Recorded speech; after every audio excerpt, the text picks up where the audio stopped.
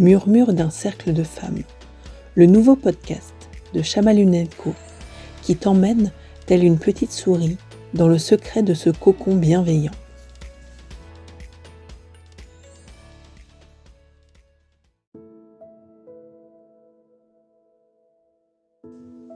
Les arrivées se font au compte-gouttes.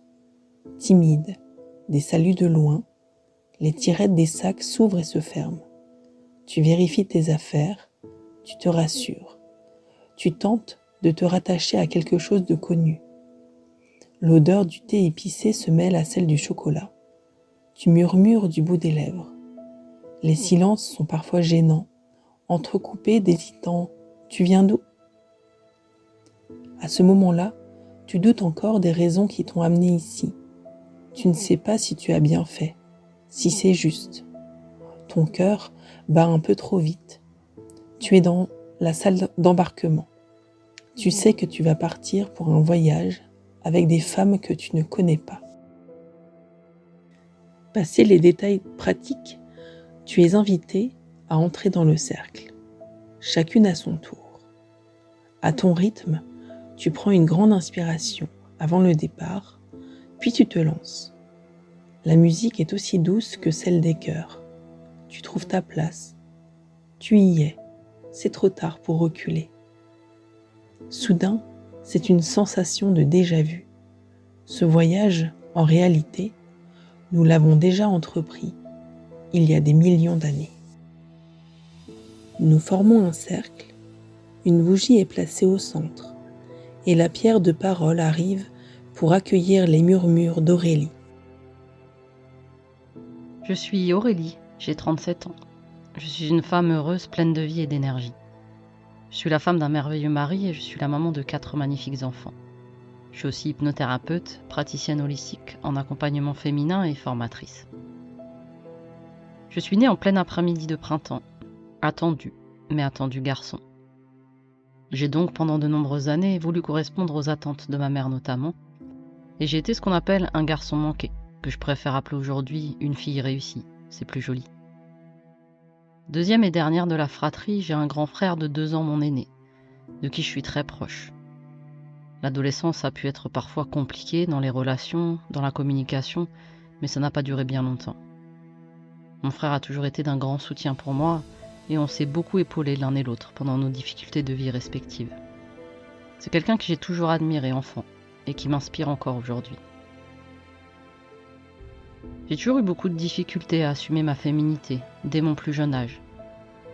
Le passage de l'adolescence a été compliqué pour moi, car le corps change.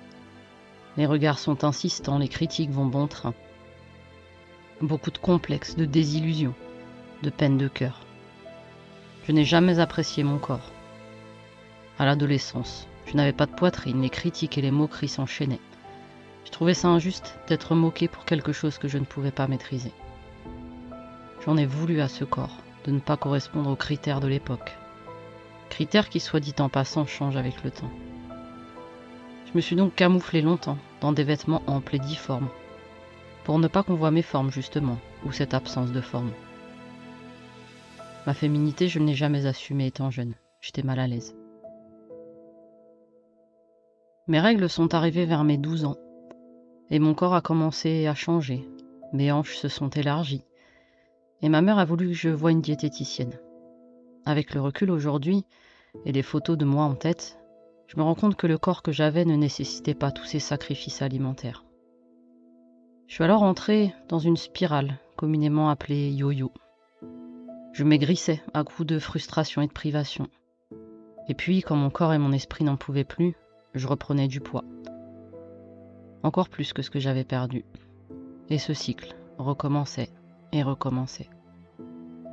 Et puis, socialement, j'avais toujours la sensation, bien qu'intégrée dans des groupes, d'être un peu à part, différente, pas toujours à ma place ou pas à la hauteur. À la fac, j'ai entamé une phase d'anorexie. Je mangeais plus rien.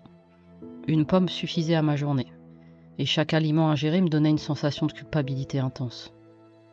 Je suis descendue à 44 kilos. J'étais fragile. Et étant sportive, je me suis fait peur à certains moments. Et puis, je me suis remise à manger à outrance, et le cycle du yo-yo était reparti. et ma relation à mon corps toujours de plus en plus conflictuelle. Quelques jours avant mes 19 ans, ma grand-mère décède. Un véritable cataclysme en moi se produit. Cette grand-mère avec qui je partage cette relation si fusionnelle, avec qui j'entretiens tant de moments de tendresse, s'en va. Je me sens démunie, vide, abandonnée. S'ensuit une période compliquée pour moi, une sorte de descente aux enfers. J'abuse des sorties, des soirées arrosées. Je continue d'étudier, mais les week-ends sont un moyen pour moi d'oublier ma peine. Et puis la vie suit son cours, j'obtiens mon concours de professeur des écoles, dans des conditions émotionnelles compliquées. Mais j'atteins mon rêve de petite fille, celui de devenir professeur. En tout cas, c'est ce que je pensais à l'époque. Je m'installe chez moi, j'enchaîne les désillusions amoureuses, et je ne m'assume toujours pas dans ce corps de femme. J'ai entendu des discours pas très élogieux sur la sexualité à la maison. Ma mère me répétait souvent qu'elle ne prenait aucun plaisir et qu'elle n'éprouvait aucun désir. J'ai donc intégré ça en moi. Interdit de désirer et interdit de ressentir du plaisir. Ma première expérience sexuelle à 19 ans, je l'ai vécue comme une agression. Un traumatisme que j'ai longtemps porté, seul, et qui m'a mené de relation en relation sans aucun épanouissement physique et émotionnel avec mes partenaires. Des douleurs, des souffrances, du dégoût presque. Mais une croyance était intégrée en moi, celle qui me dit « Si tu ne couches pas, ton partenaire va te quitter. » Jusqu'au jour où je rencontre mon mari, mon âme sœur. Un beau matin de classe, il arrive dans mon école et c'est le coup de foudre. Il était donc là, l'homme dont j'ai toujours rêvé, cet homme respectueux, sincère, honnête, sensible, tellement beau et tellement drôle. Ma vie s'illumine.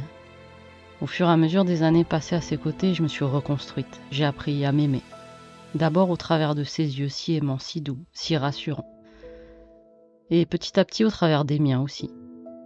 Il m'a tenu la main sur le chemin de l'acceptation de moi et je lui en suis profondément reconnaissante.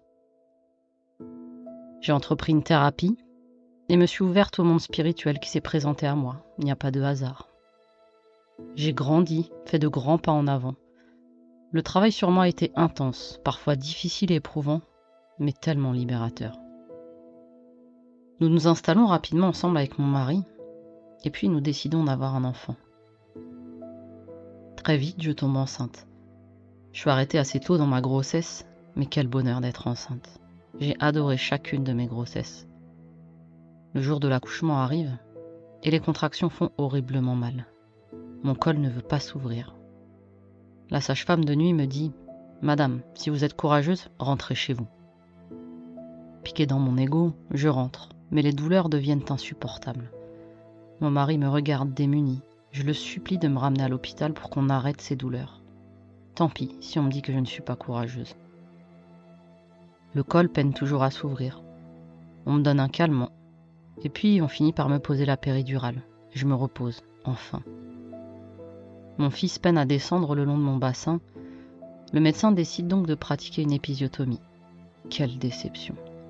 Moi qui avais fait tous les exercices demandés par la sage-femme pendant ma préparation. J'ai échoué à nouveau. On me dit que je pousse mal, pourtant j'y mets toute ma bonne volonté. Et puis mon fils arrive, le cordon autour du cou.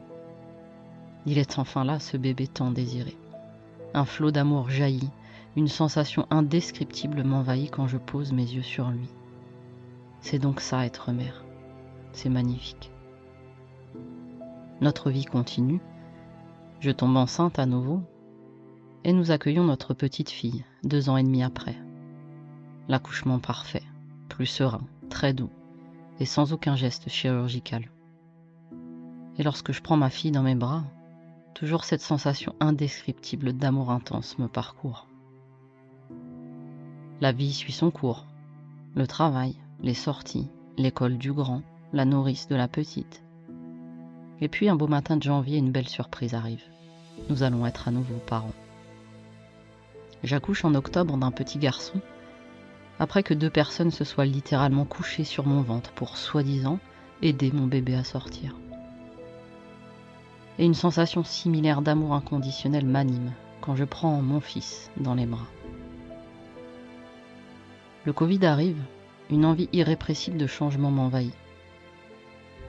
Initialement professeur des écoles, je me suis formée à l'hypnose, grâce au soutien sans faille, comme toujours, de ma chère cousine, que j'aime appeler ma marraine la fée. Je m'installe progressivement en Île-de-France, où je m'épanouis pleinement dans cette nouvelle activité. Et puis, enceinte de mon 4e enfant, nous décidons sur un coup de tête de tout quitter, de vendre notre maison et de quitter l'Île-de-France, pour revenir aux racines de mon mari, en Alsace. Nous préparons le déménagement, je suis enceinte de 7 mois. Et puis, par une belle matinée d'été, notre dernière fille pointe le bout de son nez, nous envahissant du même amour inconditionnel. Nous sommes comblés par ces merveilleux enfants qui enchantent et animent notre quotidien. Nous quittons notre vie et débarquons donc en Alsace. Arrivé ici, un déclic se crée en moi. C'est donc ici qu'est ma place. Je vis ce nouveau départ comme une autorisation pour assumer ma féminité, si longtemps refoulée, laissée de côté. Une vraie délivrance physique et émotionnelle. Et puis, comme une évidence, je contacte une professionnelle hors pair, une femme puissante, Emeline. Car le chemin vers cette féminité épanouie était lancé, mais pas complètement incarné. Je me forme à ses côtés et me transforme intérieurement. Cette femme devenue mon amie m'a donné des clés que j'ai cherchées toute ma vie, et je lui en suis tellement reconnaissante. En décembre 2022, nous décidons de nous marier, pour ajouter cette belle cerise sur le gâteau de notre bonheur. Une merveilleuse journée qui restera gravée dans mon cœur et dans mon esprit. Je fais de belles rencontres en Alsace, de merveilleuses rencontres.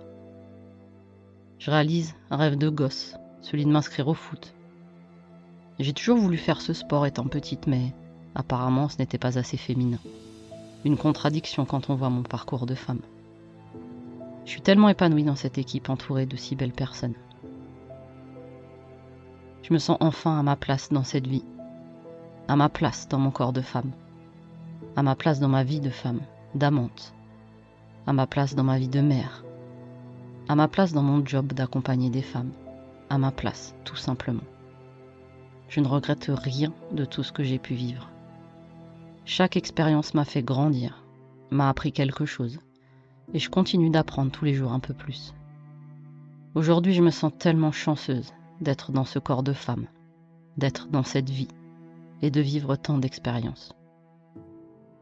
Voilà, je suis Aurélie, une femme, une épouse, une maman, une fille, une sœur, une amie. Une femme qui veut simplement vivre, être heureuse et aider d'autres femmes.